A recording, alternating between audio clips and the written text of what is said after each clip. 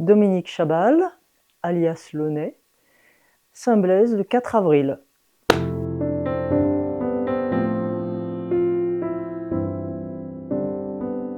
Dominique, bonjour. Bonjour Michel. Merci de me recevoir à Saint-Blaise pour cette nouvelle vidéo de la série des portraits montagnards. Alors, montagnard, montagne, on aura l'occasion d'en parler pas mal pendant notre conversation à bâton rompu. Mais traditionnellement, on commence par une question qui n'a rien à voir avec le sujet, avec Très la bien. personne. C'est la question qu'a posée le précédent portraitisé, qui était Jean-Christophe Cake, sans Oui, savoir à qui il s'adressait. très Alors, bien. je te laisse découvrir la question. Une question un peu loufoque, qui pour moi ne l'est pas du tout, mais pour quelqu'un qui n'est pas dans mon milieu, ça peut être loufoque. Je voudrais lui demander qu'est-ce qu'il penserait si on décidait demain eh bien, de construire une salle de concert à Briançon. Qu'est-ce que ça, est-ce qu'il penserait que ça n'a pas d'intérêt ou est-ce qu'il penserait que ça vaudrait le coup, quoi, tout simplement. Parce que moi, c'est un peu mon rêve, quoi. Alors, Alors, en sachant que la musique ne t'est pas complètement étrangère non plus. exactement, oui, c'est ce que je pensais, que ça m'a surprise et en même temps ça m'a ravie. Oui, la musique ne m'est pas étrangère, je suis musicienne amatrice, petite amatrice. Je chante au conservatoire depuis quelques années, mais vraiment en chant choral, en pratique collective. C'est une pratique que j'aime beaucoup et je m'aperçois qu'elle c'est un lien social pour tous ceux qui pratiquent. C'est un lieu de joie, de plaisir, de partage. Il y a beaucoup de points communs avec la montagne. Et un de mes grands fantasmes a été de me dire: ah, si je gagne beaucoup d'argent au loto, parce que je fais un métier où on ne gagne pas grand-chose, donc il faudrait que je trouve des fonds. Une des choses que je ferais, parmi un certain nombre d'autres, mais peut-être en priorité, ou en deuxième, ou en troisième, ce serait de construire une salle de concert. Alors là, vous êtes fait pour vous entendre, Ah, là. mais tout à fait, oui. Je trouve que ce lieu-là manque ici, dans ce lieu de beauté où tout est sublimé par sans doute le milieu montagnard, par la qualité de l'air, par la qualité de la lumière aussi. Et voilà, la musique a vraiment sa place aussi. On a des générations de musiciens qui sont sortis d'ici. Jean-Christophe en est un, en tout cas, mais pas le seul. Parmi les jeunes, il y en a aussi. Et je me dis, ben, on n'a pas de lieu, le seul vrai lieu actuellement où se produire. Alors, c'est le plein air. Ça, c'est une belle salle de concert, mais bon, il y a quand même les aléas. Il y a des contraintes. Il y a quelques contraintes là-dessus. Et puis, les églises.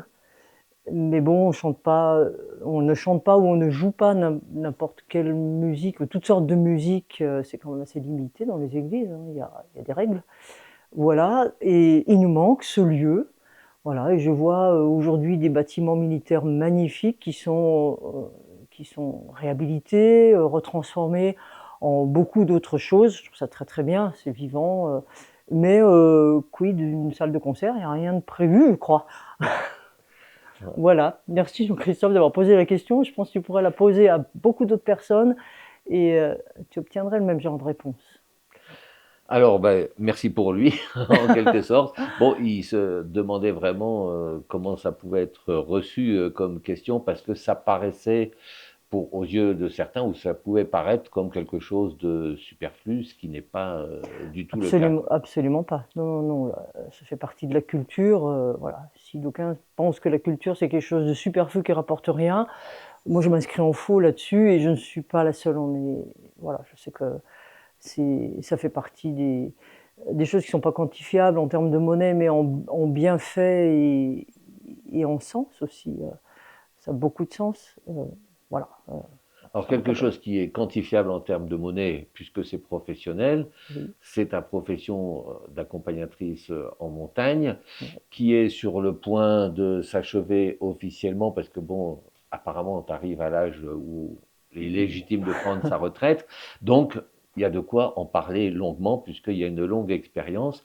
Mais avant de parler vraiment du métier, je voudrais te demander ton premier contact avec la montagne, qu'est-ce que c'est, ton premier souvenir? Mon premier souvenir, alors je suis née à Lyon, dans une zone très urbaine qu'on appellerait aujourd'hui une ZUP, enfin un quartier très très populaire et entouré d'usines à l'époque, puisque les usines étaient intramuros. Euh, Ça ressemblerait à une banlieue avec beaucoup d'usines. Voilà. C'était un lieu où il y avait quand même des liens sociaux. Ça me semblait moins tendu. J'en ai pas des souvenirs abominables. Voilà, on avait des voisins, il y avait des immeubles, il y avait des voitures, moins qu'aujourd'hui bien sûr. La vie était rythmée par l'entrée et la sortie des usines. Ça c'est un souvenir. Donc c'est pas du tout un souvenir montagnard, c'est un souvenir très urbain.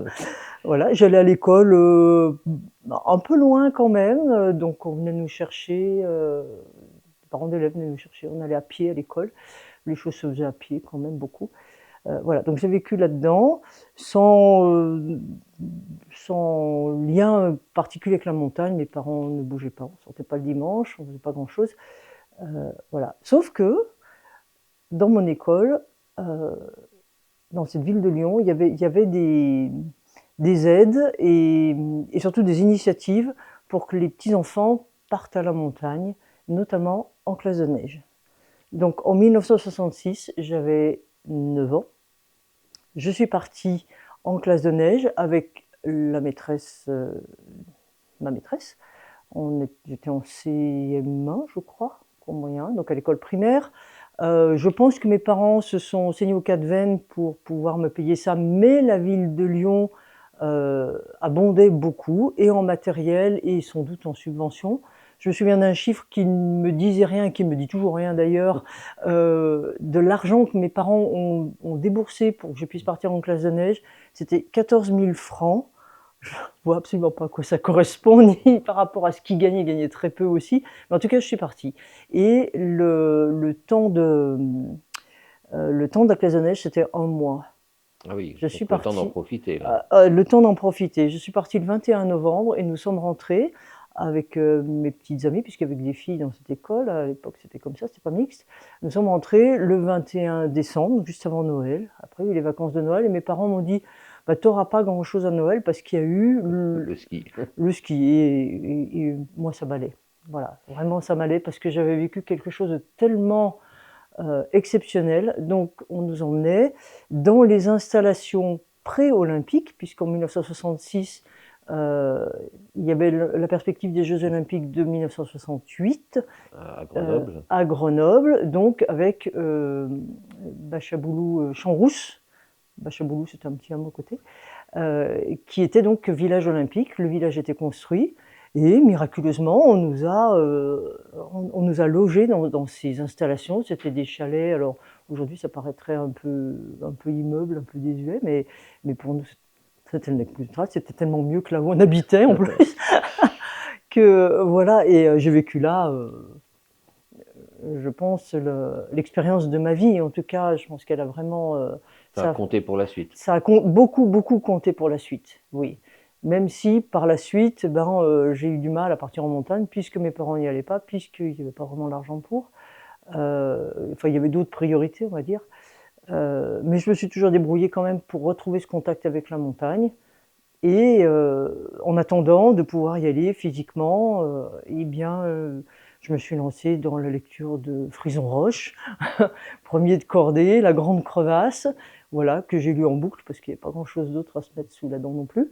Donc La Grande Crevasse, voilà, Premier de cordée, La Grande Crevasse. Voilà, Qui donne une image particulière de la montagne Absolument. quand on ne la connaît pas du tout. Ah ben bien sûr, mais comme j'avais pas de référent, j'avais que cette classe de neige où bien sûr il y a eu le ski, hein, j'ai beaucoup aimé les activités de ski, c'était encore pas très peu démocratisé. Donc on skiait avec du ski en bois, des chaussures à lacets, enfin bon, on avait du matériel, on prêtait du matériel. Et en fait, on voyait surtout la montagne. C'était vraiment Et la comment on montagne. passe de Frison Roche à la montagne pour de vrai, pour le reste de sa vie? Parce que je suppose qu'il y a une partie d'études qui n'est Oui. pas des études liées à la montagne. Non, mais au cours de mes études, j'ai eu cette chance. J'ai fait mes études secondaires au lycée à Lyon, lycée Lumière à Lyon. J'y suis restée de la 6e à la terminale. Il n'y avait pas de collège, c'était tout inclus dans le même établissement. Un énorme lycée, 3000 élèves, et des profs formidables, d'autres moins formidables. Mais au cours d'une scolarité, on a le temps de goûter à tout. Et surtout des profs de sport qui, à l'époque, s'occupaient beaucoup de leurs élèves, avaient à cœur de nous faire découvrir d'autres choses. Donc, ils nous organisaient des week-ends de ski. Donc on partait de Lyon en car, ça coûtait pas très très cher, il fallait se débrouiller pour trouver le matériel, bon, on se débrouillait. Voilà, c'était un peu la démerde. Voilà. Et puis ils nous ont organisé aussi, alors ça devait être dans les années où j'avais 14, 15, 16 ans par là, des séjours de ski. Bon, les parents avaient toujours pas trop les moyens de payer ça, mais moi j'étais boursière puisque j'avais réussi le concours de l'école normale pour devenir enseignante. Donc comme j'étais boursière, maman détenait un peu la bourse. Elle payait ma cantine avec, mais elle me lâchait quand même ce qu'il fallait pour que je puisse participer à ces séjours. Donc j'ai fait du ski, un peu de ski alpin, donc on se débrouillait aussi, ils nous apprenaient pas grand-chose, mais c'était sympa, c'était surtout être ensemble, être avec les autres et aller à la montagne.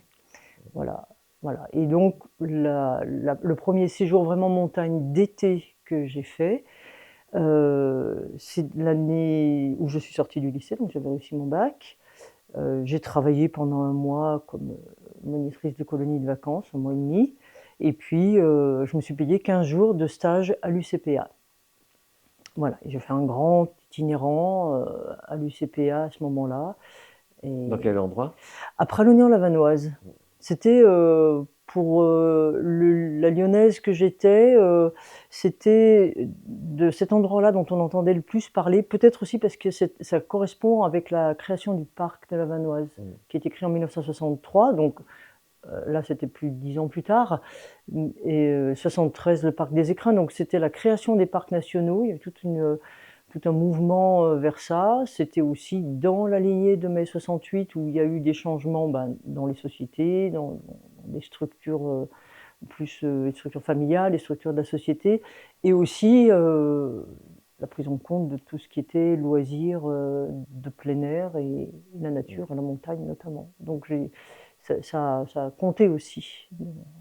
Et de passer, donc, tu as fait l'école normale, donc c'était pour être enseignant. Enseignante, oui.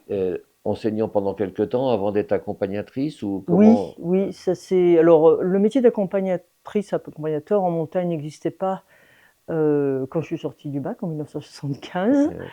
Il y avait des guides de haute Les guides montagne. existaient, Oui, oui. la profession de guide existait depuis longtemps. On avait besoin d'un guide pour aller faire de l'alpinisme. Donc, j'ai fait de l'alpinisme avec des guides, forcément, notamment avec l'UCPA, qui est une belle école où j'ai vraiment appris. Parce le stagiaire, enfin la personne qui venait en ces jours-là, elle était là aussi pour apprendre. On nous rendait autonomes avec la pratique de la montagne.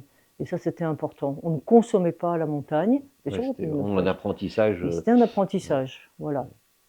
Donc, en échange de quoi, le séjour n'était pas très très cher. On était logé voilà, de façon un petit peu spartiate et on participait aux tâches collectives. Il y avait un aspect très collectif dans cette pratique-là. Donc c'était mêlé, hein, tout ça.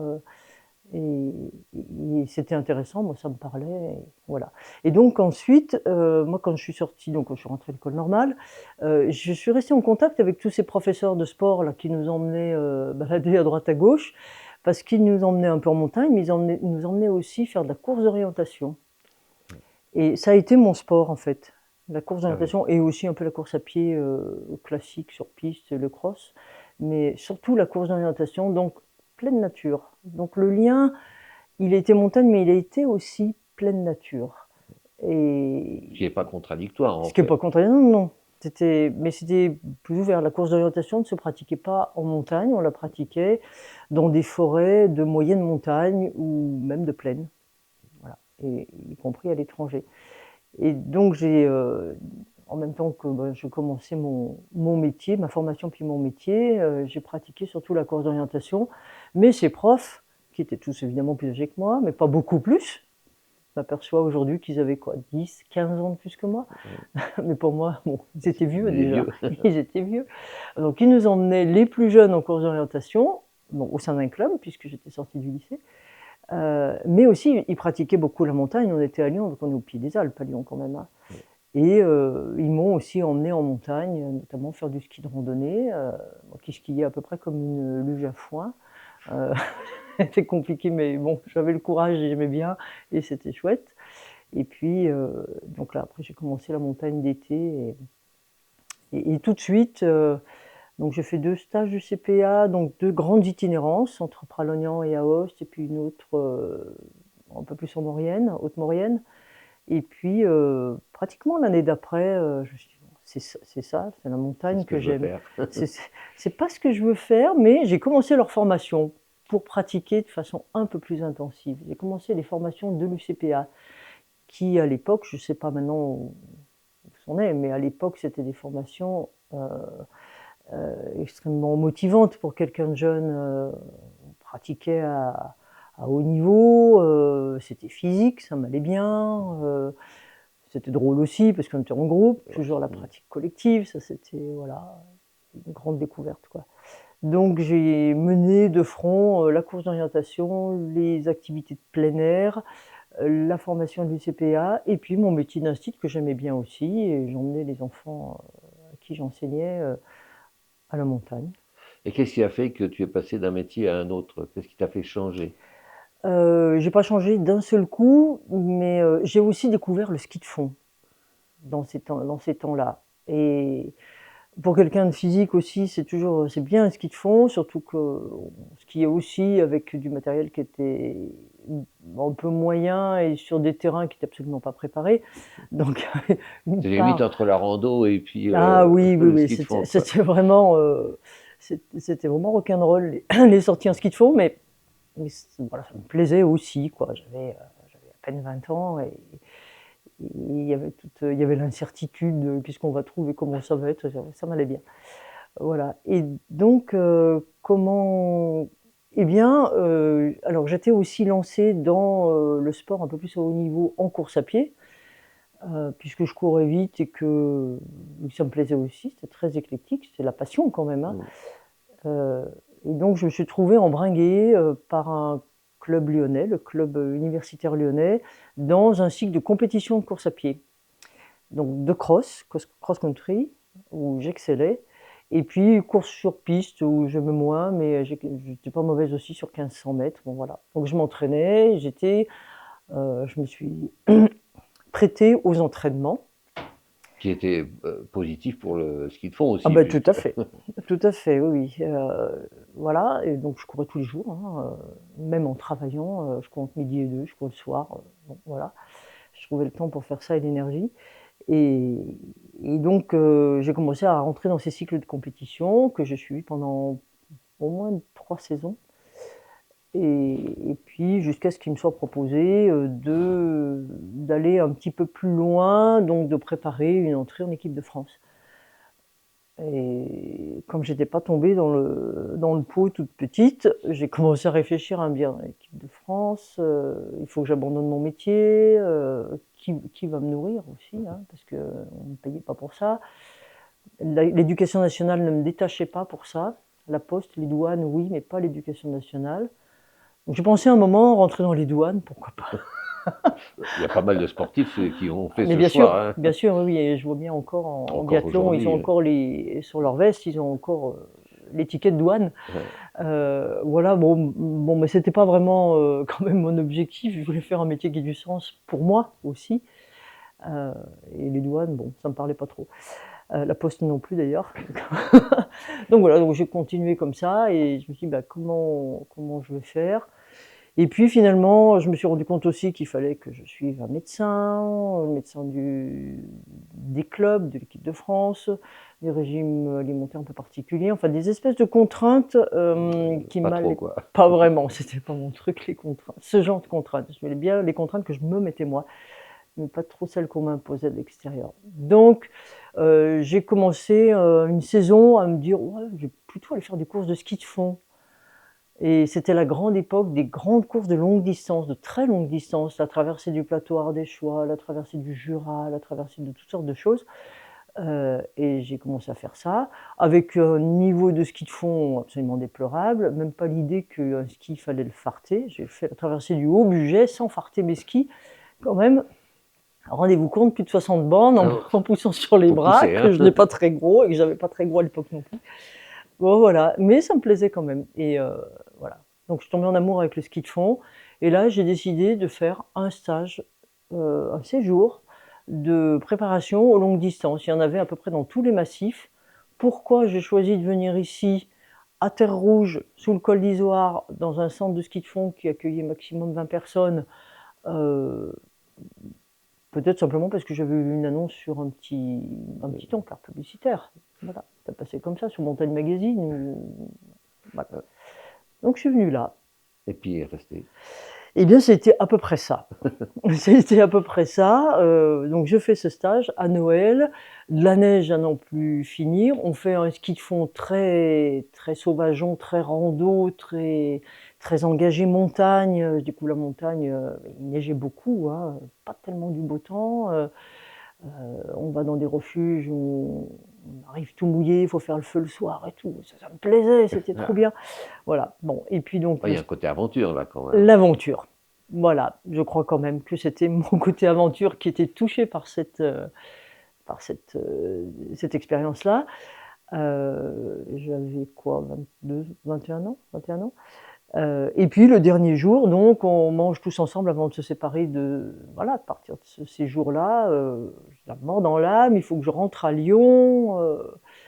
Et je dis à la personne responsable du petit centre, hein, du chalet, je lui dis: «Oh, je resterai bien là». Et Bah, reste. il me dit: «Bah, t'es qu'à rester». C'était exactement ça. Alors, et il y a des moments dans la vie où les mots comme ça percutent. Reste. Ok. Bon, je suis quand même pas du genre à tout plaquer comme ça.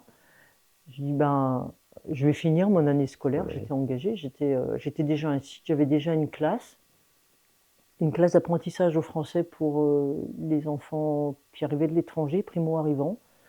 C'était intéressant aussi, ça me motivait. Et puis je ne pouvais pas quitter, je ne pouvais pas abandonner mon poste comme ça, donc je termine mon année scolaire avec la promesse que j'allais revenir dans cet endroit-là à l'automne. Donc je prends une disponibilité, donc je fais les choses quand même bien parce que Bien voilà. cadré là. Hein. Mais il faut cadrer, sinon il y a toujours un truc qui reste en arrière. Enfin pour moi en tout cas, si je fais pas les choses dans l'ordre et correctement, il reste un truc qui traîne derrière et j'ai pas l'énergie d'aller vers ce qui me porte dans l'instant. Donc je me suis laissé porter par ça, mais en mettant les choses correctement en place. Donc 2 années de disponibilité, c'était possible à l'éducation nationale à l'époque. Et puis je me suis dit: «Bah, je verrai bien après comment ça se passe, moi. Laisse passer 2 années». Et puis j'arrive et j'avais commencé quand même le brevet d'état d'accompagnateur en montagne. Qui existait depuis pas très très longtemps. Quoi. Qui existait depuis pas très longtemps, mais qui était déjà très sélectif, contrairement à ce que d'autres racontent. Dire: «Ah, de votre temps, c'était facile». Non, non, non, Pas non, non. plus. Non, non. Je passe les premières épreuves à Pralognan-la-Vanoise, donc en étant toujours un site. Hein, et combien on était? On était une centaine, et sur la sélection, 30 personnes. Voilà. Qui après sont de nouveau sélectionnées sur un entretien, donc on reste à une vingtaine. Donc ça faisait quand même, voilà, c'était bien sélectif. Et puis la course avec le sac sur le dos, plus la course d'orientation dans les montagnes autour de Pralognan, c'était quand même Oui, c'est chaud là. oui, oui, c'était chaud, ouais, ouais, ouais. Et tout de suite après, sans repos, sans temps de repos, le passage en terrain varié, dans des cailloux, des machins, enfin bon. Non, non, c'était. Voilà. Mais tu réussis donc à J'ai entrer. oui, j'ai réussi à passer. Ouais, ouais, ouais.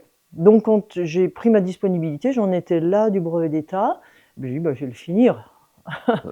Voilà, donc j'ai passé le final en 83, je crois, tout en travaillant donc pour bénévolement, il faut le dire, pour ce centre de ski de fond qui s'appelait Centre École à l'époque, qui proposait aussi des randonnées l'été. Voilà, à l'époque ça marchait fort, ils vendaient des séjours, Et ils n'avaient pas grand-chose à faire pour que les séjours se vendent et qu'on remplisse des saisons et d'hiver et d'été.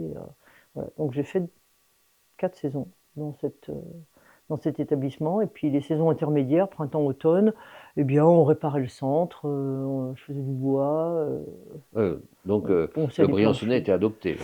Voilà, et là au bout de la 2e année, je me voyais vraiment pas revenir à Lyon, quoi. Ouais, c'est dur, là, le Non, c'était retour, dur. Mais j'avais pas le droit de prendre 2 de plus, 2 de plus consécutives. Donc là, je l'ai pas fait à la régulière. Je ne me suis pas présentée au poste qui m'était affecté l'année scolaire suivante. donc exclu de... Donc exclu. Voilà. Quand j'ai reçu le papier de l'Éducation nationale, que j'ai toujours d'ailleurs dans mes archives, me disant que j'étais radiée, j'ai dû prendre un dictionnaire pour radier. Je dis oui, ça veut dire quoi? Pour être sûr quand même que j'avais bien compris le message. Je dis bon ben ok, j'ai commencé mon brevet d'état, je l'avais réussi d'ailleurs, j'ai terminé mon brevet d'état d'accompagnateur en montagne et j'avais entre-temps entamé le brevet d'état de ski de fond, donc L'avenir, voilà. c'est là, quoi. Je me suis donné mes outils et maintenant je vais marcher avec. Donc j'ai fini mon brevet d'état de ski de fond, c'était long, hein. C'était de longues étapes, ça coûtait cher, personne ne me l'a payé non plus, voilà. Et comme dans le centre où je travaillais, bah, les 2 premières années, j'avais pas été payée. Bon, j'ai commencé par dire: «Bah, écoute, je veux bien encadrer, mais on commence à me payer un petit peu». Voilà, donc Et c'était parti. et c'était parti, oui. Donc une Voilà, carrière à la fois accompagnatrice et ski de fond, donc qui permet de travailler toute l'année de quasiment, travailler quoi. toute l'année, oui, oui. Avec en plus, quand même des compétences. J'avais un BAFD, enfin je pouvais former des gens sur le brevet de directeur de centre de vacances. Donc j'étais moi-même directrice de centre de vacances, donc j'ai pu aussi travailler un peu avec ça. Et puis j'étais formatrice dans un organisme qui s'appelait les CMEA, qui existe toujours d'ailleurs, le Centre d'entraînement aux méthodes d'éducation active. Donc c'est un organisme de formation et d'éducation, et populaire et aussi novatrice quand même dans les méthodes pédagogiques. Donc former, voilà, j'avais des stages et j'ai pu former des gens. Et donc j'ai gardé le côté enseignement, transmission, et je l'ai gardé aussi dans mon métier d'accompagnatrice en montagne. Donc la transmission, donc bon, Servières, c'était un temps. J'ai cru comprendre qu'il y avait aussi la vallée de la Clarée qui était très attractif à cette époque-là. Oui, oui, oui. Alors j'ai porté mes pas dans la vallée de la Clarée, ben, déjà parce que le lieu est quand même assez magique aussi, mais je garde un petit faible pour la vallée de Servières malgré tout, Ouais. encore aujourd'hui. La vallée de la Clarée, c'est une carte postale, c'est magnifique. Mais dans la vallée de la Clarée, il y a autre chose. Alors peut-être parce que c'est là que j'ai atterri au tout début, hein, je ne sais pas. Mais voilà. Donc je suis partie dans la vallée de la Clarée parce qu'il y avait aussi moyen de travailler. Mm. À Terre-Rouge, bon, les choses ont évolué d'une certaine façon, donc j'ai pas pu continuer à y travailler de façon continue. Donc je suis allée voir par là-bas et j'ai pu commencer à travailler au sein de structures, évidemment, qui existent toujours d'ailleurs, qui ont elles aussi évolué, mais qui emploient toujours des accompagnateurs et accompagnatrices en montagne. Et j'ai eu l'idée, au bout d'un certain temps aussi, de créer une école de ski. Cette école de ski existait dans les faits, enfin dans les textes, puisqu'elle avait été créée par Jean-Loup Botta, que certains ont connu, et qui travaille toujours aussi dans ces métiers-là.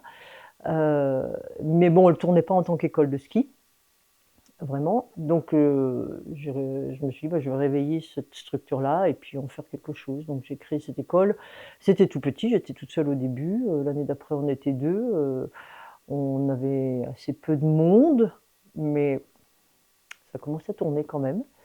Et voilà, aujourd'hui, c'est une belle école de ski. Alors, pas une école de ski comme celle de Montgenèvre ou comme celle des Vallées, c'est pas aussi grand. Même s'il y a un petit peu de ski alpin à Névache. Absolument, absolument. Et on a On toujours. pense toujours au ski de fond en Clarée, mais il y a quand même 2 remontées mécaniques. Bien sûr, bien sûr. Et d'ailleurs, l'école de ski, alors au début, moi, j'ai pas fait tourner l'école de ski avec ces remontées mécaniques-là, parce que je ne trouvais pas de moniteur qui voulait venir travailler une saison à Névache. C'était pas très juteux comme plan. Mais les gens qui m'ont succédé à la direction de l'école ont été assez malins ils ont trouvé du monde. Ils ont trouvé du monde, notamment pendant très longtemps, un ex-moniteur des Vallées qui travaillait à Serre-Chevalier, mais qui en avait un petit peu assez, et qui commençait à avancer en âge et qui avait aussi beaucoup d'attaches à Névache. Il y avait une maison, je crois, voire deux. Je crois qu'il a une maison au Carlin aussi. Et donc qui a bien voulu accepter de travailler, alors au tarif local Serre-Chevalier, mais nous on pouvait aussi faire cet effort-là de le payer au tarif local Serre-Chevalier. Il ne travaille que 6 heures par jour puisque les remontées mécaniques à Névache ferment entre midi et 2 heures et que c'est pas ouvert toute la saison. Mais ça nous arrangeait bien d'avoir un complément de d'activité. Oui, c'était un très bon arrangement. Et le reste donc de l'activité, ça a été du ski de fond et puis maintenant un peu plus de la raquette aussi. Voilà. Et puis il y a des structures sur Névache donc qui ont pioché dans notre réservoir de moniteurs accompagnateurs pour pouvoir encadrer leur séjour à eux et leur semaine. Voilà. Donc alors un travail été comme hiver. L'été, accompagnatrice on dit moyenne montagne, on dit. Oui, alors on a réussi à faire enlever moyenne montagne. Voilà, oui. Parce que les guides avaient les cheveux qui se dressaient sur la tête dès qu'on disait guide de moyenne montagne, donc on a enlevé le terme guide, on a remplacé par accompagnateur, en moyenne montagne. Alors au début c'était que accompagnateur. Ouais. On a fini par aussi obtenir que ce soit accompagnatrice. Montagne quand même. Ah oui. Surtout accompagnatrice, parce qu'on n'est pas une majorité de femmes, mais on est quand même assez nombreuses dans ce métier-là. Puis on est de plus en plus nombreuses.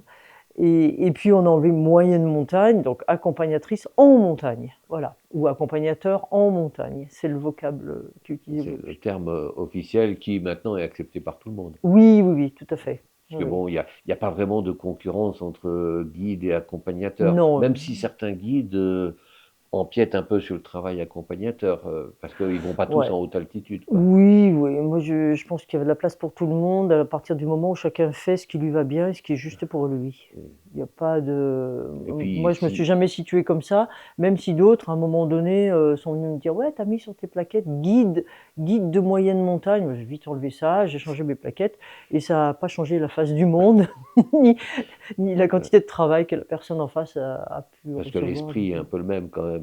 Oui. La différence, c'est une question d'altitude, c'est quoi exactement? Alors, il y a quand même, c'est Parce que les formations sont différentes, c'est sûr. Les formations sont différentes, oui. C'est notifié quand même de façon très claire. L'accompagnateur en montagne n'a pas de limite d'altitude, mais il a une limite de terrain. Donc, normalement, on ne doit pas progresser sur du terrain qui nécessite du matériel. Donc, autre que les chaussures. Autre que des chaussures, bien sûr, et des bâtons. Donc, piolets, crampons, donc le matériel glaciaire. Ça, c'était à l'époque où il y avait des glaciers. Matériel glaciaire, ni de cordes pour la progression sur le terrain. Éventuellement pour la sécurité. Alors, pour la sécurité, dans nos formations, on nous préconise quand même un petit bout de cordelette. Gros comme mon petit doigt, quoi. Sans faire une main courante. Pour faire une main courante, mais on n'a pas le droit de se promener avec des cordes de rappel, ou de faire vraiment de l'assurage au sens de ce qu'on fait en escalade. Ça, mais pas d'escalade non plus, même si des fois on peut faire de l'escalade. Voilà, alors il y a toujours les cas particuliers de terrain où tout d'un coup on va être obligé de passer, on est sur des très bons sentiers, et puis il y a un petit passage avec une petite cheminée, il y a des randos là autour où c'est comme ça.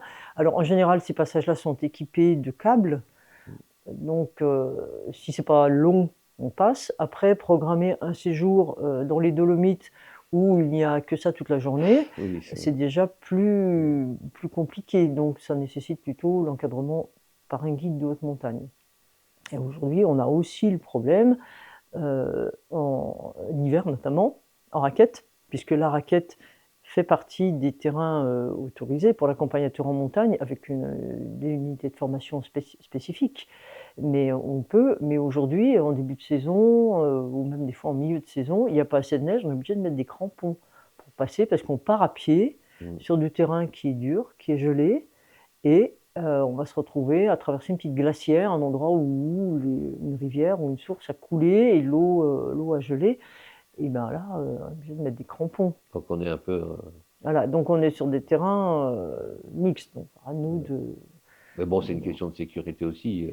Oui, voilà, c'est aussi à l'accompagnateur en montagne de gérer ça. de gérer ça, de dire bon, on fait demi-tour, ou bien on va pouvoir passer, ou bien j'ai une pioche et je vais pouvoir enlever la glace, ou bien il y en a 3 mètres et puis vous mettez les crampons, les petits crampons qui vont bien. Ouais, Pas pas les les crampons d'alpinisme. Absolument, les crampons qu'on vend maintenant Dans tous les magasins de dans sport. tous les magasins de sport. Qui Bon, sont utiles même parfois en ville. Hein. tout à fait. Mais oui, Ouais. ouais, dans des villes comme Briançon, l'hiver maintenant, ça devient. Il y a des périodes où ouais, C'est utile. c'est très utile. Mais alors, ce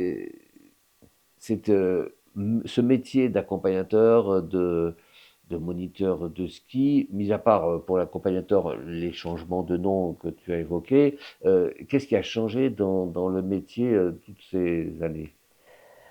Parce qu'on a l'impression aujourd'hui que les gens sont plus autonomes, partent facilement tout seuls. Est-ce que c'est une tendance qui existait déjà? Comment ça a évolué tout ça?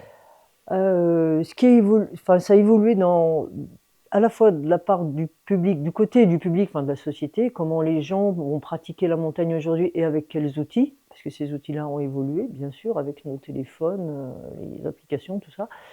Et puis, ça a aussi changé de notre côté à nous, dans nos propositions. Enfin, quand je dis à nous, c'est les accompagnateurs, accompagnatrices en montagne indépendants, et aussi toutes les grosses structures comme Terre d'Aventure, Alibert, enfin toutes les grosses agences qui proposent aussi des séjours. Alors, dans les propositions, et les deux vont ensemble, vont de pair. Si je prends le cas des séjours qui nous emploient aussi, hein, des structures qui nous emploient, la proposition va plus vers du séjour en étoile, c'est-à-dire que les clients sont basés dans un hôtel, dans un gîte quelque part, et puis on va explorer en balade à la journée le pourtour de l'endroit. Ça n'exclut pas des balades difficiles et longues. On en a encore. Mais disons qu'on est arrivé sur un niveau moyen pour que le séjour soit vendable. Parce que les gens qui vont chercher des balades difficiles, peut-être ceux-là vont peut-être plus se débrouiller tout seuls. Ouais. Donc on va proposer des choses d'un niveau relativement moyen ou avec des variantes possibles. Ça permet d'avoir plusieurs niveaux dans le même groupe. Et puis on emmène un peu plus loin ceux qui ont un peu plus la pêche. Avec des systèmes de portage aussi, comme dans le Kera par exemple. Avec des systèmes de portage. Le gros écueil, et la grosse différence aujourd'hui, c'est que les gens ne veulent plus porter des sacs de 15 kilos. Ils ne veulent plus dormir sous la tente.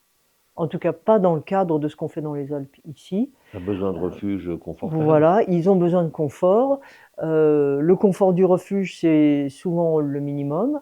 Et c'est plutôt confort avec sa chambre et sa salle de bain. Donc on arrive quand même sur des séjours qui sont vraiment plus dans le confort pour que les gens soient en capacité le lendemain d'aller faire une belle grosse balade avec un sac léger, marcher un peu plus longtemps peut-être, mais sac léger, retrouver le soir la douche, la bière au comptoir, et voilà.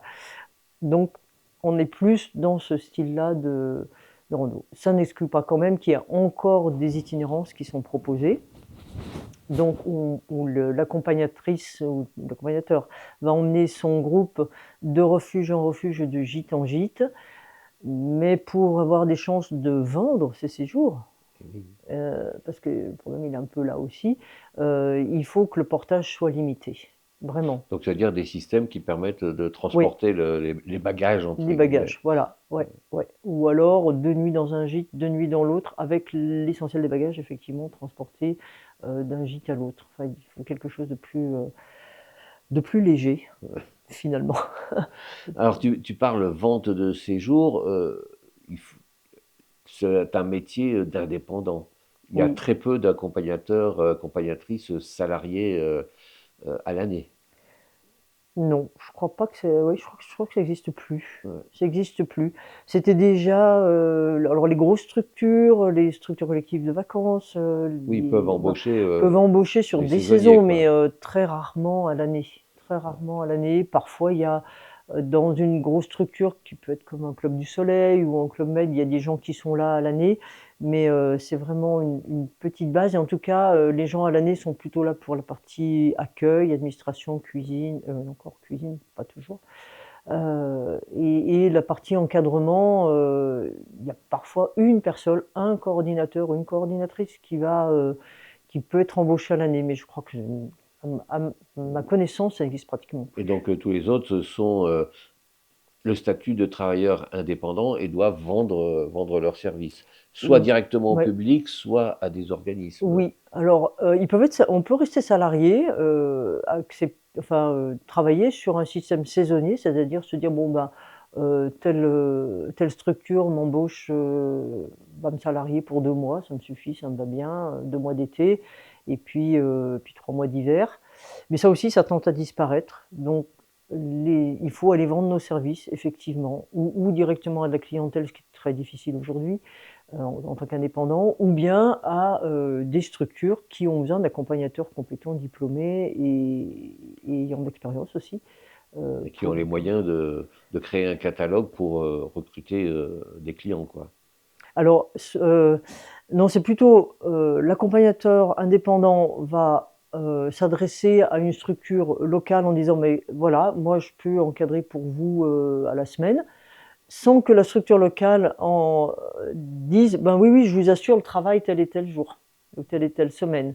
Grosso modo, oui, ben, on va peut-être pouvoir vous embaucher 6 semaines, mais si c'est 5 ou si c'est 4, C'est pareil. c'est pareil. C'est pareil, il n'y a pas de contrat. Hein. Ouais. Il n'y a pas de contrat. Voilà. Ou bien l'accompagnateur ou l'accompagnatrice va dire ben, je propose des séjours et je développe ma clientèle. Ou alors, je me mets dans un groupement où il y a d'autres accompagnateurs, c'est ce qui se fait maintenant le plus. Il y a des accompagnateurs qui se regroupent et qui vont développer à eux tous un certain nombre de séjours. Mais ça n'assure pas plus le travail, c'est extrêmement précaire en fait. Hein. C'est extrêmement précaire. Alors, on parlait des guides tout à l'heure. Aujourd'hui, dans les bureaux des guides partout en France, il y a le bureau des guides et Oui, accompagnateurs. oui, Donc là, maintenant, je ne veux pas dire que la paix est signée, mais les gens travaillent ensemble, quoi. oui, oui, oui, bien sûr. Même si des fois dans les relations au quotidien, au sein du bureau, il peut y avoir encore des espèces de hiérarchie. Voilà. Celui qui monte plus Mais haut est plus fort, quoi. voilà. Mais ça tend à disparaître avec le turnover les nouveaux qui viennent, les jeunes guides sont, ont des mentalités différentes. On est sorti un peu de cette image, cette aura du guide et puis le petit accompagnateur à côté. Ça n'a pas de sens. Et là, on est sur des générations qui ont compris ça et qui fonctionnent pas comme ça. Donc oui, les bureaux sont des bureaux de guides et d'accompagnateurs. Et puis, nécessité fait loi aussi. On est obligé de se regrouper, soit sous un terme de bureau de guide d'accompagnateurs, soit avec d'autres accompagnateurs, groupements d'accompagnateurs, soit en s'accolant à des grosses agences qui, elles, ont d'autres moyens aussi pour, voilà. Parce que l'accompagnateur tout seul dans son coin, c'est difficile, quoi. C'est difficile, moi c'est ce que j'ai fait, mais, mais j'avoue que bon, il faut se lever les manches, c'est beaucoup de travail en dehors du travail terrain aussi, hein, pour aller chercher de la clientèle, faire un site internet, puisqu'on en est passé par là. Avant c'était des brochures, voilà, on se faisait sa petite clientèle. Moi j'ai beaucoup démarché, je suis beaucoup allé voir des gens, des comités d'entreprise, des clubs. Mais bon, ça c'est des fonctionnements à l'ancienne, ça peut plus trop fonctionner comme ça, quoi. Alors, une dimension aussi du métier, c'est de pouvoir aller à l'étranger, organiser un peu autre chose.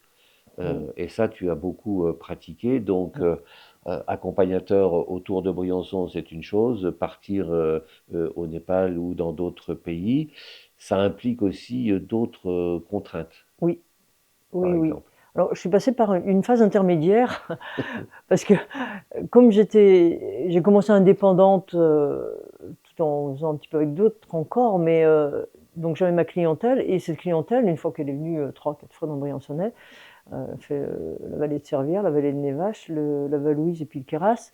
Euh, Donc Ils ont d'autres quand même choses. encore envie de partir avec l'accompagnateur qu'ils ont bien aimé, voilà, qui leur organise ça bien, ils ont confiance, mais ils aimeraient bien aller ailleurs. Donc j'ai dû beaucoup changer de massif déjà au En sein France, des oui. Alpes et même en France. Donc je suis allée aussi beaucoup dans le massif central, dans les Pyrénées. Je me suis déplacée un peu avec mes groupes. Ouais. Ce qui m'a déjà lancé sur le nomadisme un peu plus loin. Et puis Et forcément, trouver d'autres contacts que son réseau local. absolument, oui, oui, oui. Que ce soit pour les hébergements, les randos. Alors, une des choses qui me plaisait le plus dans ce métier-là, qui n'était pas très lucrative, mais que je faisais quand même parce que ça me branchait bien, c'était une fois que j'avais décidé d'aller dans un autre massif, parce qu'un collègue d'un autre massif m'a dit bah, tu sais, là autour, il y a de quoi faire 4, 5, 6 jours de rando. Et ben j'y allais seul pour, euh, Explorer. pour explorer. Donc les explorations, ça a été la cerise sur le gâteau de mon métier, ça. Voilà. Et puis aussi, donc, réouvrir le réseau avec des locaux dans les endroits où j'allais. Donc quand j'allais dans les Pyrénées, si j'avais un groupe important qu'il fallait que je dédouble, j'ai travaillé avec des accompagnateurs pyrénéens, des accompagnateurs auvergnats, jurassiens aussi. Voilà. Et euh, c'était une facette intéressante du métier parce que dans d'autres massifs, eh ben, on ne fonctionne pas forcément comme dans Briançonnais. Il y a d'autres idées, d'autres façons de faire, hormis les paysages qui sont différents. Et c'était toujours intéressant de ramener avec soi d'autres expériences et une autre façon de s'ouvrir. Et puis donc, voilà, les voyages à l'étranger. Là aussi, c'est très différent. Ah ben là aussi, c'est très différent. Euh, c'est- enfin, je m'y suis mise aussi parce que ça a été une demande de mon fonds de clientèle qui me dit ah, pourquoi on n'irait pas au Maroc? Pourquoi on n'irait pas aux îles éoliennes? Alors, c'est pas bien loin, les îles éoliennes, c'est en Italie, mais c'est Oui, quand même ailleurs, quand même. Hein. C'est l'étranger, hein, d'un point de vue administratif. On n'est plus sur le territoire français. Donc j'ai développé comme ça un certain nombre de séjours, de produits, j'aime pas trop le mot, mais oui, on appelle ça dans le comme langage ça dans le actuel, langage, le voilà. langage actuel. D'abord dans les îles du Pacifique et de l'Atlantique et de la Méditerranée. Pacifique, ça peut-être trop loin, je suis pas allée. Euh, Ensuite dans des lieux où je parlais la langue, donc bon l'anglais partout couramment, mais ça parle pas partout anglais ailleurs. Hein. Oui, oui, Voilà. Et puis bon, au l'accent. Maroc, on parle français, par exemple. Au Maroc, on parle français, voilà. Sur les îles, on parle anglais ou italien. Bon, l'italien, mais du coup, je l'ai appris. Hein, voilà. Je suis quand même allé beaucoup sur le versant aussi des Alpes, côté italien, le versant qui domine la plaine du Pô, qui est différent aussi d'une autre. Et aussi l'accueil, la mentalité, c'est autre chose.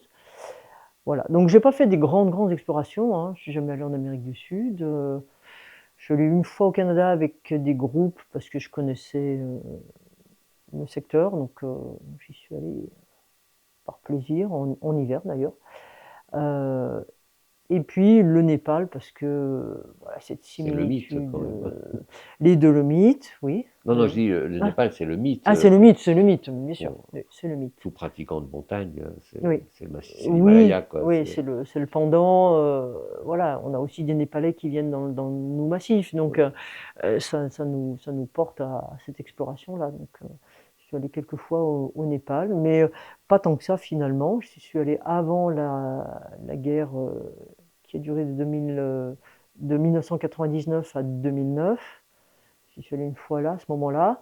Je n'y suis pas allé pendant la guerre parce que j'avais pas envie de me mettre là avec des groupes, de Ah prendre oui. cette responsabilité-là, même si, soi-disant, les touristes étaient protégés, puisqu'il y avait besoin d'argent, mais bon, on finançait aussi la guerre avec. Ouais, c'est vrai que bon, j'ai le souvenir là-bas d'avoir payé l'impôt révolutionnaire aux Ça. maoïstes avec reçu et tout. Hein, Oui, oui. c'était avec Une réduction parce qu'on était français aussi.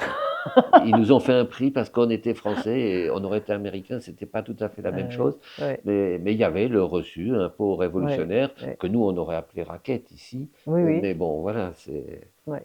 Ça pouvait refroidir un petit peu un Oui. organisateur de séjour. Tout à fait, oui. En plus, quand on emmène des gens, on a une responsabilité quand même. Y aller seul, c'est une chose, ou en groupe avec des amis, bon, ben voilà. Mais emmener des gens, vendre un séjour, enfin, on est quand même dans un système commercial, hein. On a des cadres, hein, et on peut pas faire n'importe quoi avec ça. Une grosse responsabilité, donc j'ai pas envie de me retrouver en cabane ou avec, je sais pas quoi, à payer Oui, bah, pendant des années. c'est une autre forme d'aventure, mais Mais c'est bon. une autre forme d'aventure, mais moi je préférais payer des études à mes enfants quand même. C'était c'était plus sensé pour moi. Donc j'y suis retournée à partir de 2009 plusieurs fois, là cette fois, et une seule fois pour moi, juste pour moi, Pas en exploration pour le plaisir, quoi. pour le plaisir. Ben, j'étais en exploration quand même, puisque je suis allée dans des endroits où j'avais décidé de ne pas aller avec mes clients pour pas me mettre dans des situations difficiles non plus, notamment assez haut en altitude. Et ça, moi, je craignais ça avec des groupes, emmener les gens en trop haute altitude et de me trouver confrontée à des problèmes médicaux et des choses un peu d'urgence. Voilà. Donc, Puis, alors, le côté administratif, puisque quand on est en France, le métier il est très cadré, oui. il y a une réglementation qui est claire. Quand on est à l'étranger, comment on s'adapte? Parce que la réglementation française ne va pas s'appliquer là-bas.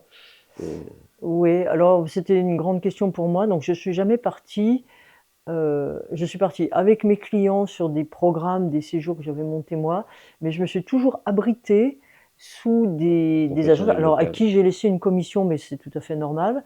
Je me suis abritée sous des agences, des petites agences locales, hein, pas des gros trucs, mais donc une dans le Vercors et puis une dans Queyras aussi, qui m'ont abritée pour pouvoir organiser et encadrer sereinement ces séjours sous leur agrément, enfin c'est pas des agréments touristes, sous leur licence.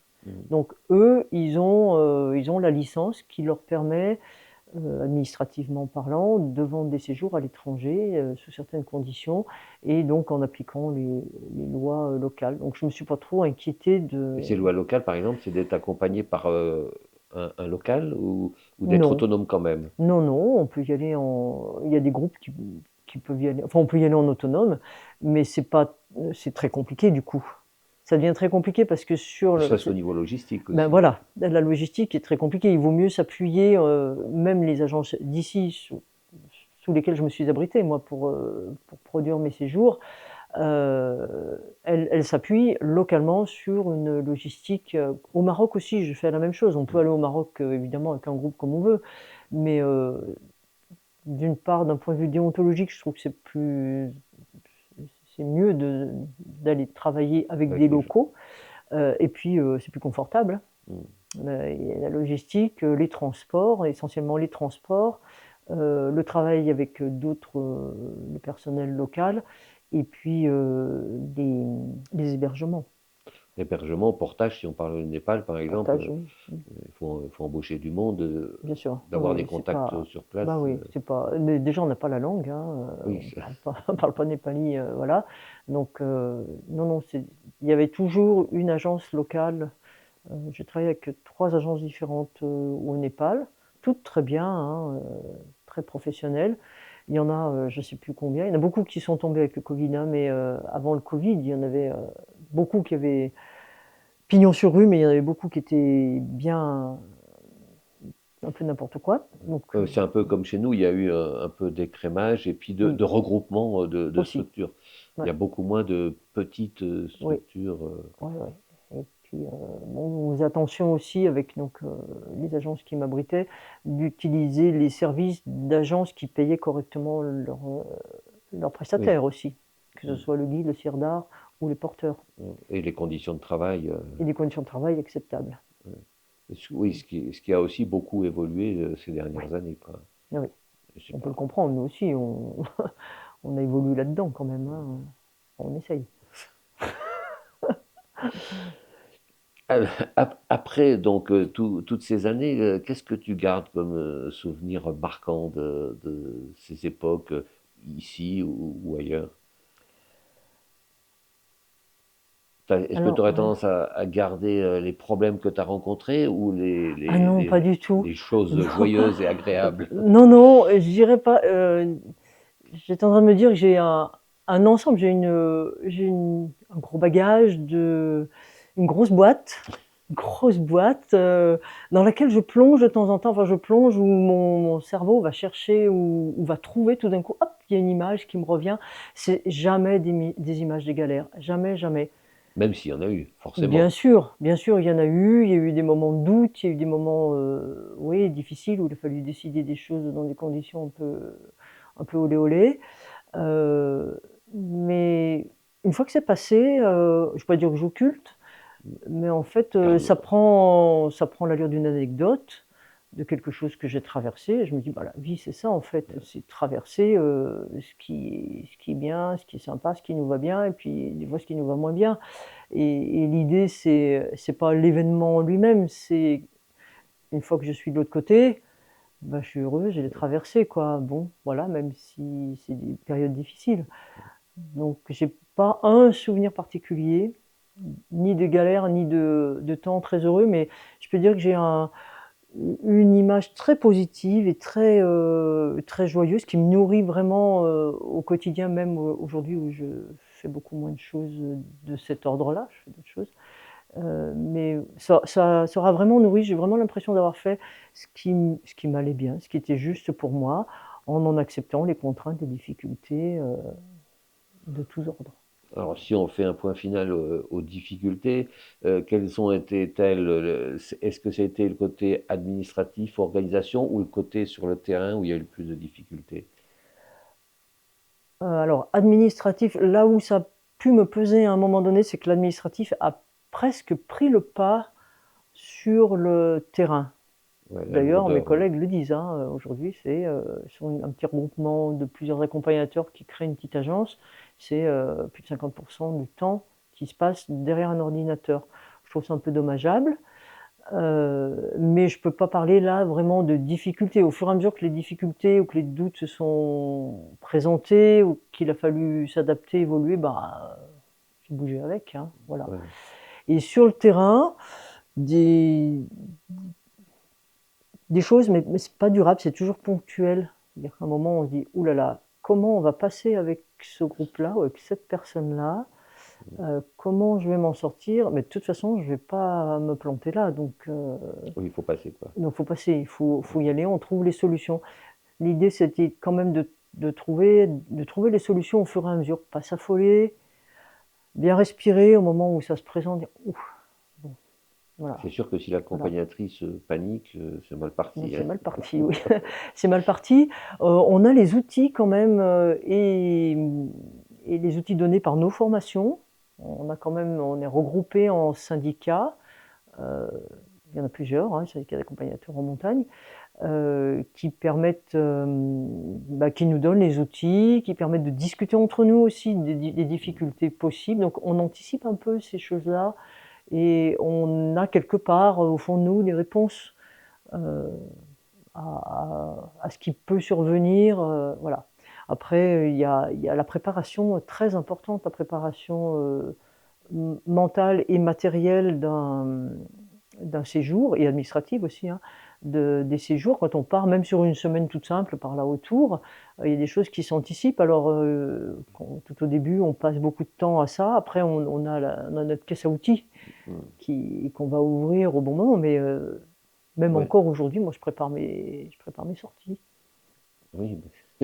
Même si je Donc sais on peut rassurer tous les futurs clients. bien sûr, les futurs clients et les futurs accompagnateurs aussi. Ouais. Alors justement, futurs accompagnateurs, Mmh. quel conseil tu donnerais à un jeune ou une jeune qui serait attiré par ce métier sans forcément savoir à quoi ça correspond, mais qui a une attirance pour la montagne Alors et qui voudrait faire accompagnatrice?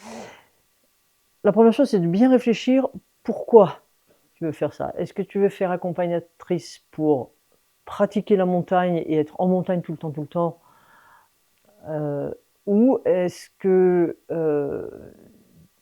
mais juste ça?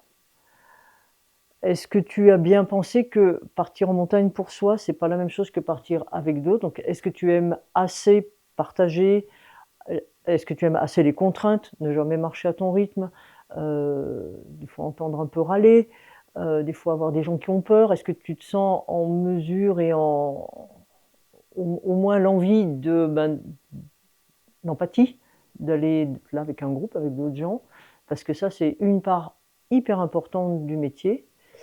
Bon, si ces deux choses-là sont réunies, bon, vas-y. Est-ce que tu envisages de gagner beaucoup d'argent? Non, Alors plus là, fond, ça. auquel cas, il faut quand même que tu cherches à faire autre chose. Parce que est-ce que tu es en mesure de... Est-ce que l'incertitude, la précarité, tout le monde est précaire en fait, c'est ça la vie, hein. Précaire, on n'est pas précaire, mais il y a de l'incertitude, voilà. Mais là, il faut être vraiment s'habituer à être très familier avec l'incertitude d'une saison sur l'autre, d'une journée sur l'autre, de la météo. Fait grand mauvais, tu as un groupe, tu fais quoi? Et il faut quand même que tu fasses quelque chose avec eux. Donc tu sors pas, voilà, c'est le truc qui arrive là, voilà, tu peux pas te réfugier quelque part dans un bureau. Voilà, donc il faut être prêt à ça aussi. Ça demande une certaine dose d'énergie quand même. Et puis oui, la familiarité avec l'incertitude, oui, ça c'est un grand point. Et puis la formation, les épreuves de formation, à la limite, c'est presque secondaire, si je t'entends bien. Oui, si la personne est très motivée, Si elle a répondu à toutes ces rentre dans la, questions-là, ça rentre devrait dans la fonctionner, quoi. formation, bah, elle va traverser les difficultés et puis les petits écueils de la formation, elle va les traverser, quoi. Il n'y a pas de souci, il n'y a pas besoin d'avoir un cerveau comme ça. Mais Faut physiquement, il super bien. faut. Physiquement, alors moi je me rends pas trop compte parce que je suis restée une physique, entre autres. Entre autres, oui, oui, oui, bien sûr que j'ai de la fatigue et tout ça, mais oui, et de faire une semaine complète d'affilée avec des gens, y compris être avec eux au petit déjeuner, au repas du soir et au pique-nique à midi, Oui, il y a une marcher, charge mentale quand une même. charge mentale qui peut peser en même temps que le sac à dos peut peser, et puis bah, c'est y aller tous les jours, quoi, hein, tous les jours pas à son rythme. Voilà. Mais alors, qu'est-ce qui t'incite à prendre ta retraite alors? Question bête. Euh, L'âge. Non, pas l'âge. L'âge, l'âge un peu dans le sens où, si on parle du physique par exemple, je suis bien encore capable de marcher en montagne plusieurs jours d'affilée, mais si il faut courir, s'il faut aller vite, s'il faut porter quelqu'un, ça m'est jamais arrivé de toute ma carrière, mais bon, ça peut arriver. Euh, S'il y a quelque chose d'ordre physique à, en plus de la journée, je me sens vulnérable. Voilà. Oui, je pense qu'il y a une forme de Conscience de la limite, vulnérabilité. quoi. Voilà, j'ai une conscience d'une limite euh, qui m'empêche pas de faire de la montagne et qui m'empêchera pas tant que j'ai mes jambes et puis que ça va comme ça.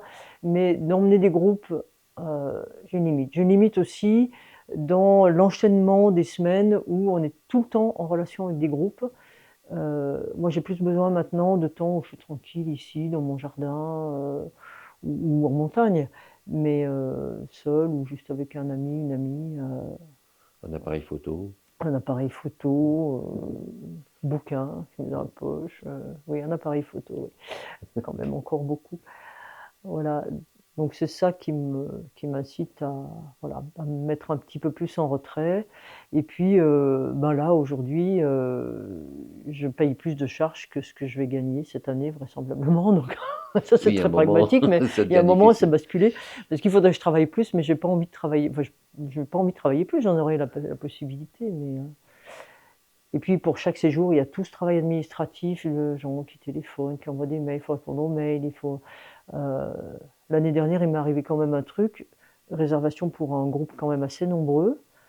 Euh, je réserve à Noël pour un séjour dans un autre massif et dans un hôtel que j'avais visité au mois de septembre d'avant, puisque j'avais un peu anticipé ce séjour-là.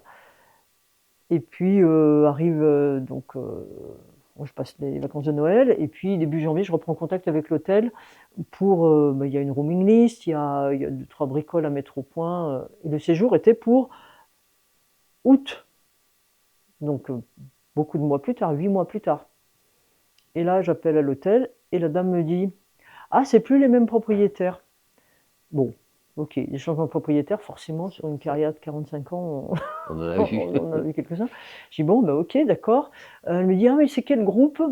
«Ah oui, ah ben, la personne à qui on a acheté l'hôtel, elle a effacé tous les mails, donc on n'est pas au courant de votre réservation».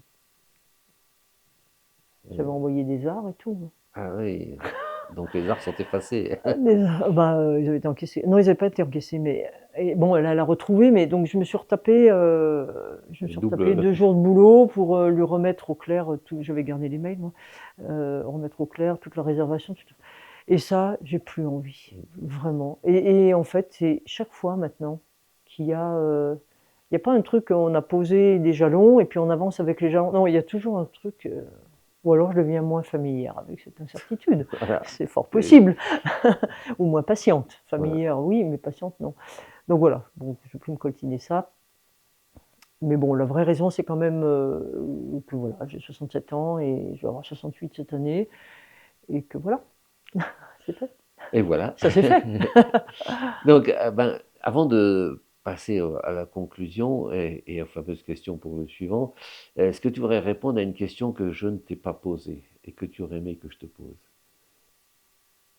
C'est la question la plus difficile. Hein. C'est difficile, oui. C'est difficile. Peut-être dans ces montagnes, en étant venue ici, est-ce que tu aurais aimé reprendre ton métier d'enseignante? Ah ben, par exemple, voilà. Par exemple, oui, oui, oui. C'est une chose à laquelle j'ai pensé à un moment. Quand j'ai approché la cinquantaine, là, je me suis dit, bah, même avant, je crois, parce que je gagnais pas suffisamment, parce que ça m'éloignait de la maison aussi pour les séjours qui se passaient ailleurs. Voilà, puis peut-être de la lassitude, je sais pas, il y a eu un passage à vide. Et je me suis dit, j'avais pris contact avec le directeur de l'école privée Carly-Henri Père, parce que je ne pouvais plus revenir dans l'éducation nationale. Radier, c'est radier. Radier, c'était radier, j'ai bien relu j'ai relu la définition de radier. Mais je pouvais revenir dans ce domaine-là, surtout que j'avais quand même eu ce fil conducteur de continuer à enseigner et à transmettre d'une autre façon, dans d'autres cadres. Et donc j'ai demandé au directeur de l'école privée de Briançon, il m'a dit oui, pas de problème, il cherchait du monde à l'époque. Donc je réfléchis 5 minutes et j'ai dit non, moi j'aime quand même le passage à être. vide, Ouais, c'est le passage à vide, passé. c'est hop. J'ai rempli de mes aspirations à être dehors, en contact avec la nature quand même, en contact avec les gens, et avec les élèves aussi, puisque j'ai été en contact avec les élèves d'une autre façon. J'étais intervenante beaucoup à l'école de Saint-Blaise, voilà, sur des projets Erasmus. J'ai été intervenante au CBGA, donc au Centre de géologie alpine, donc aussi en contact avec des élèves et des profs, bon, sur un autre domaine de la géologie. Voilà. Ouais, donc il n'y Ouais, avait pas j'étais pas besoin privée de de ça. retourner en salle de classe. Quoi. Non, non, non. Ce qui aurait pu être dur quand même. Ah, ça aurait été difficile, oui, oui, se retrouver dans la salle de classe, là, entre 4 murs, avec des contraintes aussi qui sont autres, hein, mais de plus en plus de contraintes. Oui, en plus. Parce que moi, j'ai connu une éducation nationale où on avait le champ libre quand même un peu, surtout pour les sorties, pour tout ça. Aujourd'hui, c'est mission impossible de sortir avec des élèves d'une école difficile. Oui, du travail. Voilà, donc non, je regrette rien. Ouais. Je regrette rien, mais j'ai eu ce petit passage. petit passage, et puis aussi, je pensais à ma retraite. Ah, Je me disais, bah, voilà, si je fais 20 ans dans l'éducation nationale, j'aurai une retraite qui ne sera pas mirobolante, mais j'aurai une vraie retraite. Voilà. Aujourd'hui, je m'aperçois que j'ai pas une vraie retraite, mais que je m'en sors quand même. On se demande toujours comment ça se fait, et ça aussi, c'est une expérience de lâcher les peurs par rapport à l'argent, de gagner bah, ce qui est juste pour soi, qui n'est pas la même chose que pour le voisin. Chacun voit voilà. à sa façon. Et voilà. Puis les coups de chance aussi, de temps en temps. Voilà. Grande confiance, en fait. Alors, pour vraiment conclure, la tradition, c'est de poser une question qui sera inattendue pour le prochain. Ouais. Alors, tu te tournes vers cette caméra et tu lui poses directement la question. Ah, Alors, tu ne sais pas À qui? Moi non plus. Oui. Alors, je vais vous poser une question vraiment en rapport avec le milieu montagnard. La question, une question autour de l'eau, parce que c'est un sujet d'inquiétude, pas que pour moi, hein. L'eau, avec le changement climatique, va manquer, il va falloir la gérer mieux. Ici, on est aux sources, c'est-à-dire à l'endroit où on peut peut-être faire quelque chose et agir pour que ceux qui sont en aval de nos cours d'eau ici, donc tous ceux qui sont le long des rivières, des fleuves jusqu'à la mer, ne pâtissent pas non plus des bêtises qu'on fait à la source. Et donc l'été, quand je me promène vers les lacs, notamment les lacs de montagne, qui sont des réservoirs, je vois beaucoup de monde et je vois ces lacs aussi qui se réchauffent à cause de l'air, à cause de plein de choses, qui se referment. Comme ils se réchauffent, ils se végétalisent, donc ils se referment, ils sont appelés à disparaître. Je les vois se refermer, là sur les 40 dernières années de montagne, 50 même. Il y a des lacs dont je vois les bordures qui sont plus des lacs, qui sont de l'herbe. Ce sont des milieux qui sont hyper importants aussi pour la biodiversité, des zones transitoires entre l'aquatique et le terrestre. Et l'été, quand je vois des gens qui se baignent dans les lacs, donc qui réchauffent l'eau des lacs, qui se baignent forcément avec leur sueur et puis leur crème solaire, les chiens aussi qui se baignent, je comprends, il fait chaud, on a envie de se baigner. Donc, baignade ou pas baignade? Voilà ma question. Merci Dominique. Merci Michel de mettre en œuvre ces portraits. Portrait montagnard, puisque montagnard, tous les gens qui vivent ici sont quelque part montagnards. Voilà, même s'ils n'y sont pas nés.